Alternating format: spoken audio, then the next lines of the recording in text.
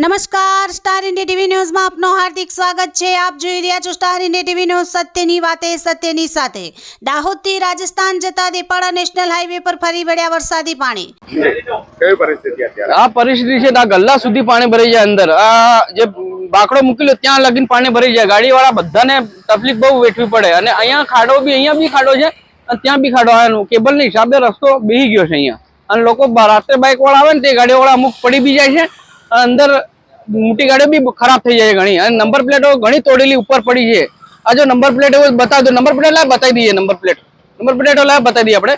અને આ જે રસ્તો, આ ગટર છે, આ ગટરમાં ગટર બંધ છે એને હિસાબે પાણી ઉપર રોડ પર આવી જાય છે। આજે બધી નંબર પ્લેટ લાવ હમણાં બતાવી દઈએ એટલે ખબર પડે। હા મૂકી દે। આ જે નંબર પ્લેટો, આ જે રાત્રે નંબર પ્લેટ લોકોની તૂટે એને નુકસાન થાય। આ નંબર પ્લેટો નુકસાન નાળા હિસાબે અમારે તકલીફ એટલી વેઠવી પડે કે નકળવાનું બહુ તકલીફ પડે છે। એમ શું નામ તમારું? સુનિલ। કરોડોના ખર્ચે બનાવેલ નેશનલ હાઈવે પાણીમાં। દાહોદથી રાજસ્થાનને જોડતા માર્ગ પર દેપાડા ગામે રોડ નીચાણવાળો હોવાથી ફરી વળ્યા વરસાદી પાણી। વરસાદી પાણી રોડ પર ફરી વળતા વાહન ચાલકો અને રાહદારીઓને ભારે હાલાકી। તૂટેલા રોડ અને ખાડા ટેકરાઓને લઈને વાહન ચાલકોની પડી ગયેલ નંબર પ્લેટો મળી આવી। ઠેર ઠેર રોડ પર ખાડાઓ અને હવે વરસાદી પાણી ભરાતા વાહન ચાલકોમાં ભારે રોષ। Star India TV news Jhalod, reporter Pankajbhai Pandit, જિલ્લા દાહોદ।